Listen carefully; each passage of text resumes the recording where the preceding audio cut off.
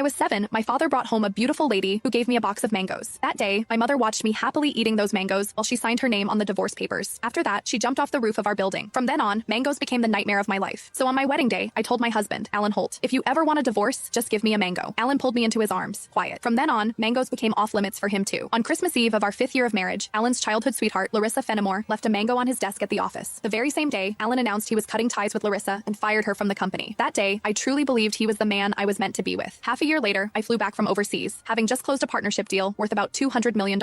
At the celebration dinner, Alan handed me a drink. After I had finished half the glass, his so-called childhood sweetheart, the woman who had been kicked out of the company, stood behind me with a big grin and asked, "Does the mango juice taste good?" I stared at Alan in disbelief, and he was trying hard not to laugh. "Don't be mad. Larissa insisted I played a little joke on you. I didn't actually give you a mango. I just gave you a bottle of mango juice. But I think she's right. The fact that you don't eat mangoes is a real problem. You were really enjoying that juice just now." My face went cold. I lifted my hand and threw the rest of the mango juice in his face, then turned around and walked away. Some things are never a joke. I wouldn't kid around with mangoes or divorce. Ms. Mendez, your stomach condition flared up again because of stress and emotional triggers. If there's something you really don't like to eat, you mustn't force it down again. The next time might not just be a stomach ache. We might have to remove part of your stomach. Stay in the hospital for observation for 1 day and contact your family as soon as you can. When I heard the doctor say that, I went completely quiet. For the sake of a new project, I had been overseas for 39 straight days, working day and night, and I finally made it back in one piece. I never expected that at the celebration dinner, 1 glass of mango juice from Alan would land me right in a hospital bed. Out of habit, I tapped open my pinned chat on WhatsApp, typed 2 words, and then realized something felt off. Looking closely, I confirmed that it was Alan Holt. He had just changed his profile picture. Now, it was a green mango. While I was staring blankly at the chat window, Alan's call came through. He sounded cold. "I'm already home. Where are you?" I said nothing. Any other time, I would soften my voice and act like a spoiled little girl with him. But tonight, I honestly didn't know what to say. Alan sounded annoyed. "Myra, how long are you planning to keep this up?" "I'm at the hospital." Alan went quiet. He had never shown much interest in my health. He would never have guessed that 1 glass of mango juice from him would send me straight to the emergency room. "Stay put at the hospital. I'm coming over right now." I didn't want to deal with him, but my body was so weak that I didn't feel like moving at all. Time dragged by. The doctor came in to check on me 3 different times, and Alan still didn't show up. Right before I went to sleep, I glanced at my phone one last time and saw Larissa Fenimore's new post on her social feed. Every time I get hurt, my knight in shining armor shows up. I'm so lucky. The picture under it was a shot of Alan putting a bandage on her. Larissa's profile picture was a yellow mango. It was pretty, but it made me sick. Alan and I had known each other for 10 years, and he had always known exactly where my bottom line was. After so many years in business, he also knew perfectly well how to keep a proper distance from other women. But now, he kept crossing that line again and again. In that case, our marriage and the newest project I had negotiated no longer needed to exist. I had closed a $200 million